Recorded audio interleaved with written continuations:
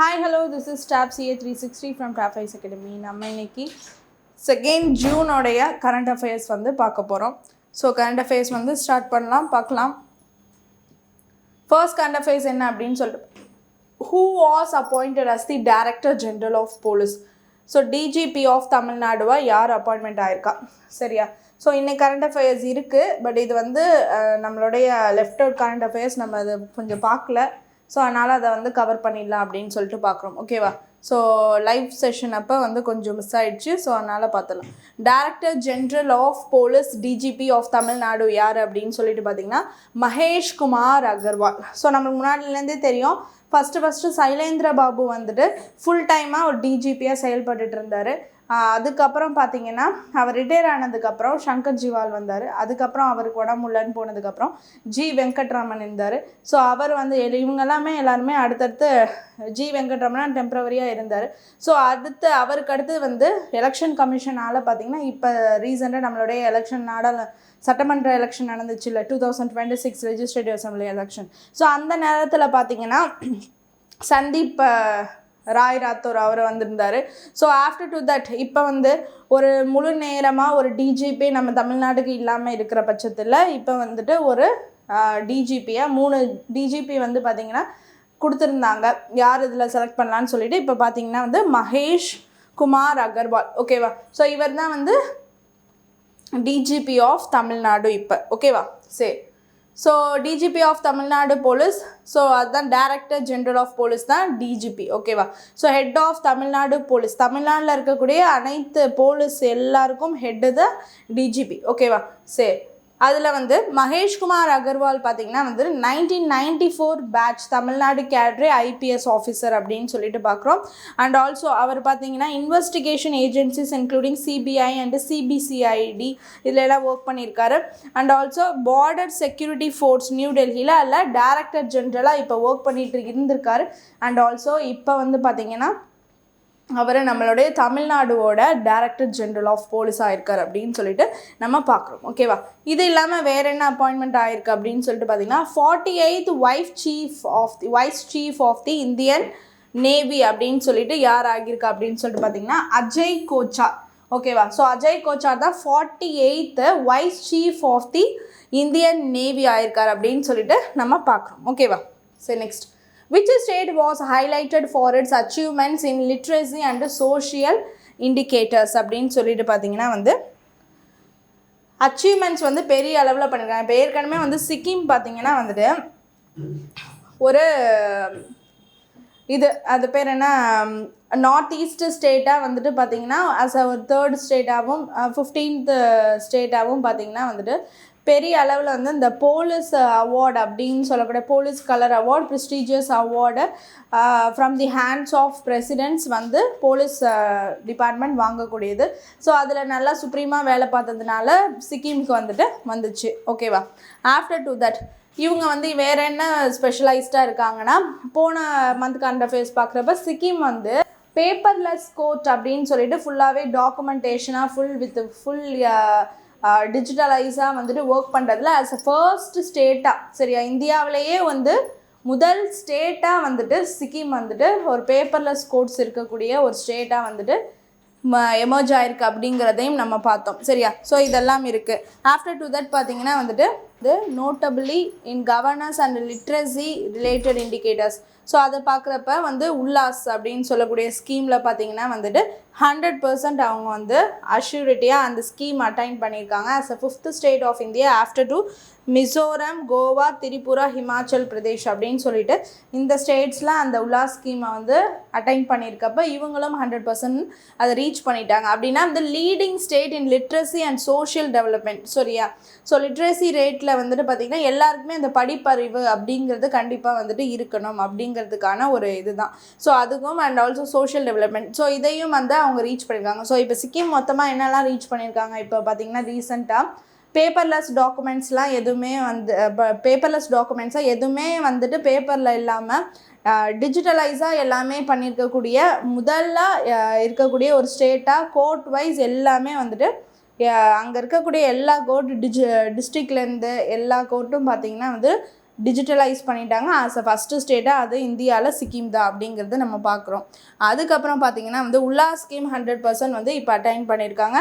After to the Mizoram, Goa, Tripura, Himachal Pradesh அப்படின்னு சொல்லிட்டு நம்ம பார்க்குறோம். அண்ட் ஆல்சோ பிரசிடென்ட்ஸோடைய கலர் அவார்ட்ஸ் அப்படின்னு சொல்லக்கூடியது அந்த போலீஸ் டிபார்ட்மெண்ட்டுக்கு பெஸ்ட்டாக சர்வீஸ் பண்ணிக்கிறவங்க கொடுப்பாங்க. அதுவும் வந்து சிக்கிம் போலீஸ் டிபார்ட்மெண்ட் வாங்கியிருக்காங்க அப்படிங்கிறத நம்ம பார்க்குறோம். சரியா? ஸோ 3 கரண்ட் அஃபேர்ஸ் இதுக்குள்ளேயே பார்த்தாச்சு. ஓகே, சரி next. Indian shooters won medal in which international event அப்படின்னு சொல்லிட்டு பார்த்தீங்கன்னா shooting sport federation, international shooting sport federation world cup 2026 அதில் தான் வின் பண்ணியிருக்காங்க. ஸோ எங்கன்னா வந்து முனிச், ஜெர்மனி அங்கே தான் நடந்திருக்கு. Second place on the overall medal tally with 4 medals. அதில் வந்து 2 கோல்டு 2 சில்வர். அப்போ சைனா தான் ஃபர்ஸ்ட் ப்ளேஸில் இருக்குது. நெக்ஸ்ட் நம்ம இருக்கோம் அப்படின்னு சொல்லிட்டு பார்க்குறோம். ஸோ அண்ட் இதில் வந்து பார்த்திங்கன்னா மெடல் லிஸ்ட் டீட்டெயிலாக நம்ம பார்த்தோன்னா ஈஷா சிங் வந்து 25 மீட்டர்ஸ் உமனில் பார்த்தீங்கன்னா set a new senior and junior record of 43 hits. ஓகேவா? ஸோ இவங்க வந்து ரெக்கார்டாகவும் வச்சுருக்காங்க அண்ட் ஆல்சோ கோல்டும் அதில் வின் பண்ணியிருக்காங்க. சாம்பியனாகவும் இருந்திருக்காங்க, ரெக்கார்டும் வச்சுருக்காங்க. ஸோ ஜூனியர் சீனியர் எல்லாத்துக்குமே சேர்த்து ரெக்கார்ட் வச்சுருக்காங்க அப்படின்னு சொல்லிட்டு நம்ம பார்க்குறோம். ஓகேவா? சரி, நெக்ஸ்ட்டு பார்த்தீங்கன்னா கோல்டு சுருச்சி இண்டஸ் சிங். ஓகேவா? Women's 10 metre air pistol. ஓகேவா? ஸோ அதில் வந்து கோல்டு வின் பண்ணியிருக்காங்க அப்படின்னு சொல்லிட்டு பார்க்குறோம். சில்வர் வந்து ஈஷா சிங் வந்து உமன்ஸ் 10 மீட்டர் ஏர் பிஸ்டல், அது வந்து 25 மீட்டர் ஏர் பிஸ்டலில் பார்த்தீங்கன்னா கோல்டு வின் பண்ணியிருந்தாங்க, ரெக்கார்ட் வச்சுருந்தாங்க. சில்வர் வந்து 10 மீட்டர் ஏர் பிஸ்டலில் வச்சுருக்காங்க. நெக்ஸ்ட்டு சில்வர் ஆஸ் அ டீமாக Manu Bhaker and Samrat Rana 10 metre air pistol mixed team. ஓகேவா? Missed out on gold by a razor thin margin of just 0.3% தான் இவங்க இந்த டீம் வந்து கோல்டை லூஸ் பண்ணிட்டாங்க அப்படிங்கிறதையும் நம்ம இங்கே பார்க்குறோம். ஓகேவா? சரி, நெக்ஸ்ட்.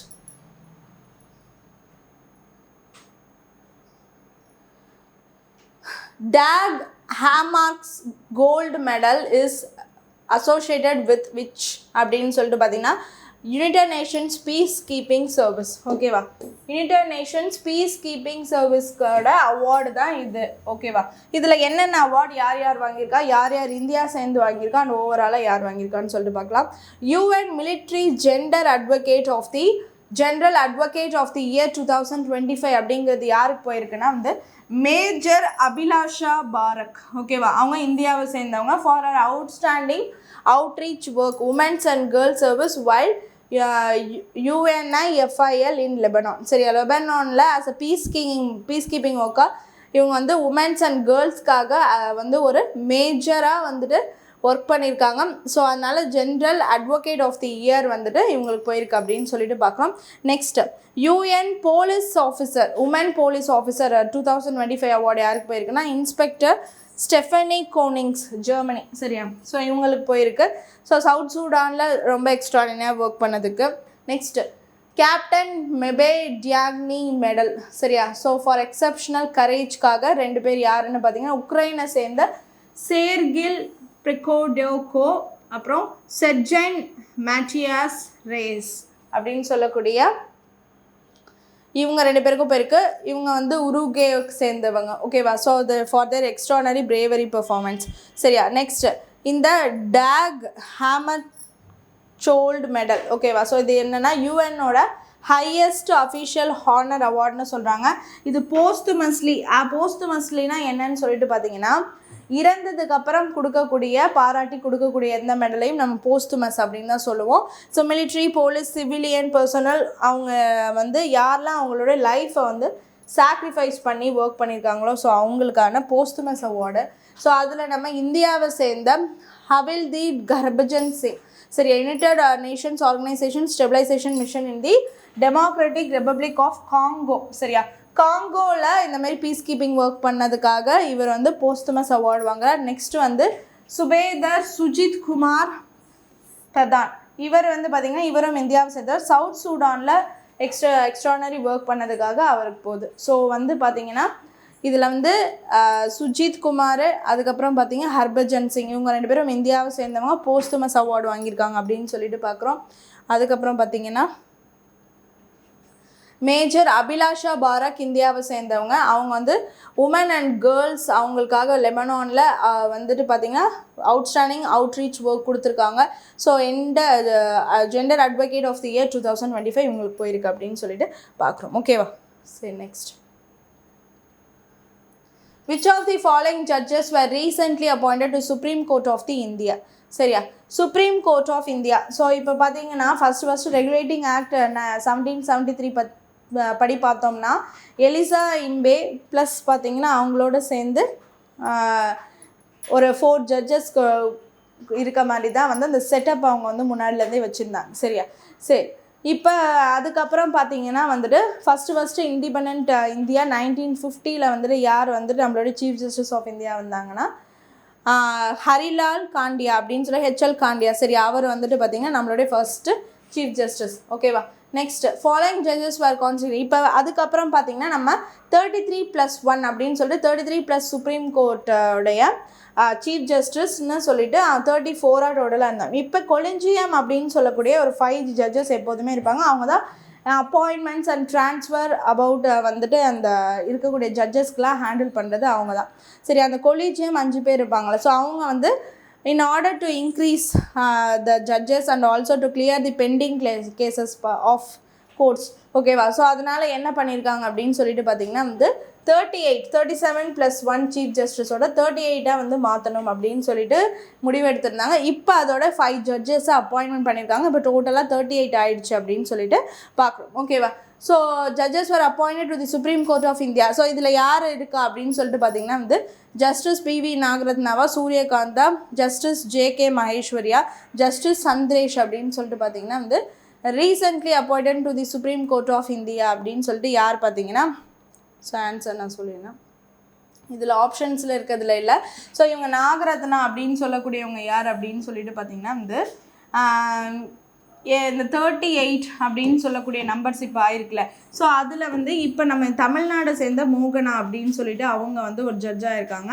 அவங்களோட +1 பார்த்தீங்கன்னா இவங்க நாகரத்னா அப்படிங்கிறவங்க அந்த 38க்குள்ளே இருக்கக்கூடிய இன்னொரு ஒரு உமன் ஜட்ஜ். ஓகேவா? ஸோ அதனால தான் அவங்க வந்து இருக்காங்க. இதுக்கான கரெக்ட் ஆன்சர் வந்து இங்கே ஒரு மிஸ்டேக்காக வந்திருக்கு. ஸோ வந்துட்டு பார்த்திங்கன்னா இந்த இடத்துல ஆப்ஷன் வந்து ஜஸ்டிஸ் மோகனா அப்படின்னு சொல்லிட்டு வச்சா இப்போ ரீசெண்ட்லி அவங்க தான் வந்து ஆட் ஆகிருக்காங்க. ஓகேவா? சரி,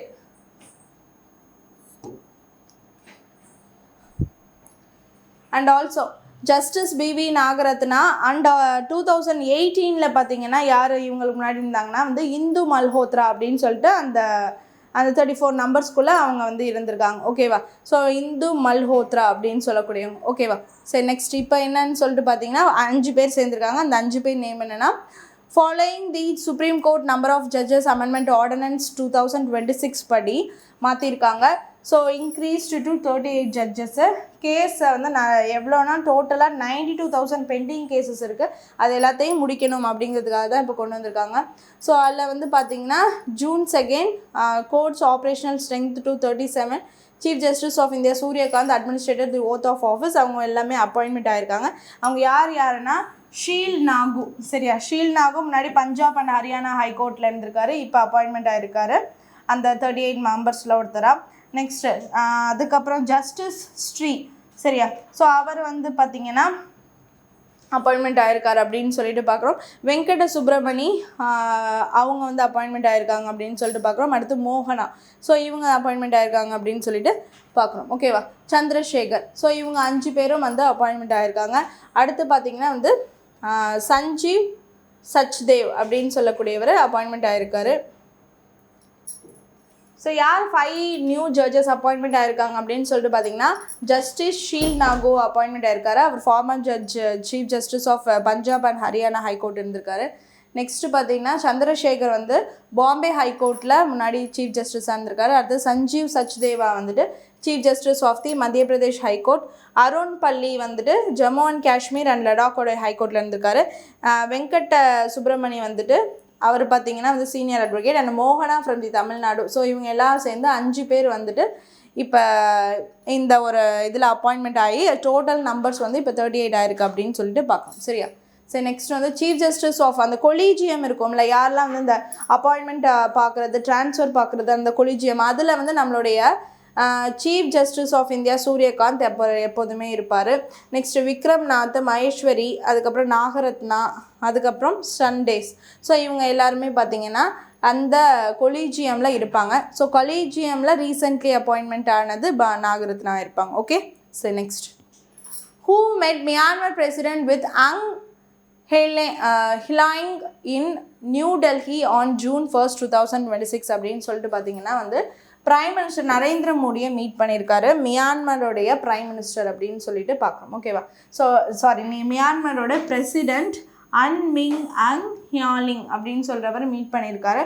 அண்ட் ஹைதராபாத் ஹவுஸ், நியூ டெல்லியில் June 1st, 2026. ஸோ இது எதை பற்றின மீட்டிங் அப்படின்னு சொல்லிட்டு பார்த்தீங்கன்னா, நார்மலாக வந்துட்டு இட்ஸ் பைலாட்ரல் மீட்டிங். நம்ம ஏற்கனவே பார்த்தீங்கன்னா பக்கத்தில் வந்து ஏஷியன் சம்மிட்டில் இருக்கக்கூடிய கண்ட்ரிஸ் அப்படின்னு சொல்லிட்டு பார்த்தோம்னா இவங்க இருக்காங்க. இந்தியா இல்லை, பட் மியான்மர்ஸ்லாம் இருக்குது. இந்தோ பசிபிக் ரீஜியன்ஸில் இருக்கிறத கவர் பண்ணாலும் இவங்க வருவாங்க. ஸோ நெய்பரிங் கண்ட்ரிஸாக நம்ம சாகர் மகாசாகர் எல்லாத்துலேயுமே வந்துட்டு இருக்காங்க. ஸோ அப்படி இருக்கப்போ இவங்களோட அந்த பைலாட்ரலாக அந்த கோஆப்ரேஷன்ஸ் இருக்கணும். அண்ட் ஆல்சோ அவங்க என்ன சொல்லியிருக்காரு அப்படின்னா வந்து ஹிலாயிங் என்ன சொல்லியிருக்காருன்னா, என்றைக்குமே வந்து இந்தியாவுக்கு அப்போசிஷனாக வந்துட்டு இந்தியா மண்ணுக்கு இருக்க மாட்டோம் அப்படின்னு சொல்லிட்டு அவர் சொல்லியிருக்காரு இந்த மீட்டிங்கில். அண்ட் ஆல்சோ பைலேட்ரலாக என்னென்ன பண்ண டெவலப்மெண்ட்ஸ் பண்ணியிருக்கலான்னு சொல்லிட்டு இது பண்ணுறாரு. அதே மாதிரி இதுக்கு முன்னாடி வந்து மியான்மருடைய அந்த அங் சான் சூ கி அப்படின்னு சொல்லக்கூடியவங்க நம்மளுக்கு எல்லாருக்குமே வந்து தெரிஞ்சிருக்கும். அவங்க அங்கே வந்து முன்னாடி கவுன்சிலராக இருந்தாங்க. ஸோ அவங்க தான் வந்துட்டு அஸ் அ பிரசிடெண்ட்டாக முன்னாடி இருந்து அவங்கள வந்து ஹவுஸ் அரெஸ்ட் கூட வந்துட்டு பண்ணிவிட்டு இப்போ இருக்காங்க. அண்ட் ஆல்சோ இன்னும் 18 பீரியட்ஸ் இருக்குது. ஸோ அவங்க 18 இயர்ஸ் ஆஃப் பீரியட் இருக்குது. ஸோ அவங்களோட இதையும் பற்றி அவர் டிஸ்கஷன் பண்ணியிருக்காங்க, அங்கே பேசியிருக்காங்க அப்படிலாம் சொல்கிறாங்க. இதை தாண்டி ஒரு நம்ம பைலாட்ரலாக என்ன கோஆப்ரேஷன் பண்ணலாம், என்ன டெவலப்மெண்ட்ஸ் பண்ணலாம் அப்படிங்கிறத பேசியிருக்காங்க. ஓகே. டிஃபென்ஸ் பர்பஸை ஸ்ட்ராங் பண்ணோம்னு பேசியிருக்காங்க. Okay. Next, how many new ministers were inducted in the West Bengal cabinet expansion on June 1st, 2026? சரியா. சுவேந்த அதிகாரி தான் வந்துட்டு வெஸ்ட் பெங்காலோடைய சீஃப் மினிஸ்டராக வந்திருக்காரு. 294 டோட்டலாக பார்த்திங்கன்னா அந்த கான்ஸ்டியூண்ட் இருக்குது. ஸோ அதனால் பார்த்திங்கன்னா அவங்களுக்கு 44 மெம்பர்ஸ் வருவாங்க மினிஸ்டர்ஸில். ஆனால் அதில் 41 பேர் இப்போ கவர் ஆகிருக்காங்க. So cabinet minister first chief மினிஸ்டரோட 13 பேர் கேபினெட் மினிஸ்டர்ஸ் வந்துட்டாங்க. அதுக்கப்புறம் பார்த்திங்கன்னா 3 independent minister of state and also வந்துட்டு இணையாக வந்து அமைச்சர் இருப்பாங்கள்ல, மினிஸ்டர் ஆஃப் ஸ்டேட்டு. ஸோ அது வந்து பார்த்திங்கன்னா 19 மினிஸ்டர்ஸ். ஸோ இவங்கெல்லாம் இப்போ வந்து ஓத் ஆஃப் ஆஃபீஸ் எடுத்திருக்காங்க அப்படின்னு சொல்லிட்டு நம்ம இங்கே பார்க்குறோம். ஓகேவா. சரி next, the minister's dialogue mentioned in the news focused primarily on strengthening bilateral security cooperation. ஓகேவா. ஸோ ராஜ்நாத் சிங் அவர்களும் அண்ட் டெபுட்டி பிரைம் மினிஸ்டராக இருக்கார். And also ministry of the defence வந்து ரிச்சர்ட் மார்லஸ், ஆஸ்திரேலியாவை சேர்ந்தவா, அவங்க 2 பேரும் டெல்லியில் மீட் பண்ணியிருக்காங்க அப்படின்னு சொல்லிட்டு பார்க்குறோம். செகண்ட் இந்தியா கோச்சர் Australia defence ministers dialogue meeting அப்படின்னு சொல்லிட்டு பார்க்குறோம். ஸோ இதில் வந்து பார்த்திங்கன்னா எங்கே நடந்திருக்குன்னா Manekshaw centre resulted in the key discussion of the bilateral security. Defence minister meet பண்ணாலே அப்போ டிஃபென்ஸ் பர்பஸ்க்கான ஒரு இதுதான். ஆஸ்திரேலியாவும் இந்தியாவும் சேர்ந்து டிஃபென்ஸ் பர்பஸ். இப்போ ரீசெண்டாக கூட பார்த்திங்கன்னா சைனாவோட அமெரிக்கா மீட்டிங் முடித்ததுக்கப்புறம் பார்த்திங்கன்னா ஆஸ்திரேலியா எல்லாருமே பார்த்திங்கன்னா ரஷ்யா அடுத்தடுத்து அவங்களாம் பேசியிருக்காங்க. ஏன்னா வந்துட்டு அந்த குவாட் கண்ட்ரீஸில் நம்ம எல்லாருமே வந்துட்டு ஒரு இதாக இருந்து சைனாவோட ஆதிக்கத்தை தடுக்கணும் அப்படிங்கிறதுக்காக ஏற்கனவே மீட்டிங் போட்டிருப்பாங்க. ஸோ அதனால் டிஃபென்ஸ் பர்பஸை இன்க்ரீஸ் பண்ணுறதுக்காக இந்த மீட்டிங் நடந்திருக்கு. ஓகே. சரி next, India Oman comprehensive economic partnership agreement CEPA entered into force on. ஓகேவா. Economic partnership agreement becomes effective அப்படின்னு சொல்லிட்டு பார்க்குறோம். எப்போ இருந்து அப்படின்னா June 1st, 2026 ஸோ இதில் வந்து பியூஷ் கோயல் என்ன சொல்லியிருக்காரு, அவர் தான் வந்து ட்ரேட் மினிஸ்ட்ரி. ஸோ அவங்க என்ன சொல்லியிருக்காங்க அப்படின்னு சொல்லிட்டு பார்க்குறப்ப வந்து அக்ரிமெண்ட் வந்து சைன் பண்ணியிருக்கு. அது வந்து இப்போ அமலுக்கு வருது. நம்ம வந்து ஃப்ரீ ட்ரேட் அப்படின்னு சொல்லக்கூடிய ஃப்ரீ ட்ரேட் ஆன் டியூட்டி அப்படின்னு சொல்லக்கூடிய அந்த டேரிஃப்ஸ் எல்லாமே அவங்களுக்கு இம்பார்ட்டண்ட்டாக இம்போர்ட் பண்ணுறதை நம்ம கண்ட்ரிலேருந்து பண்ணுவோம்ல. ஸோ அந்த டேரிஃப்ஸ் எல்லாத்தையுமே நம்ம வந்து கொடுக்காம அதை அமல் பண்ணுறோம் அப்படின்னு சொல்லிட்டு அமல் கொண்டு வந்திருக்கோம் அப்படின்னு சொல்கிறாங்க. ஓமனுக்கும் இந்தியாவுக்கும் இருக்க அந்த ட்ரேட் அக்ரிமெண்ட்டை இப்போ அமல் கொண்டு வந்து ஃப்ரீ ட்ரேட் அக்ரிமெண்ட் இப்போ வந்து ஸ்டார்ட் ஆகுது அப்படின்னு சொல்லியிருக்காரு. So Oman the presence of the prime minister Narendra Modi and Sultan Haitham bin Tariq. ஓகேவா. ஸோ அங்கே இருக்கக்கூடிய அவங்களுடைய ஓமனுடைய பிரசிடெண்ட் அப்படின்னு சொல்லிட்டு பார்க்குறோம். ஸோ இவங்க 2 பேரும் சேர்ந்து அந்த பார்ட்னர்ஷிப்பில் சைன் பண்ணி எல்லாம் முடிஞ்சிடுச்சு December 18, 2021 இன் மஸ்கத். அதுக்கப்புறம் இப்போ தான் வந்துட்டு ஒர்க்குக்கு வருது. ஓகேவா?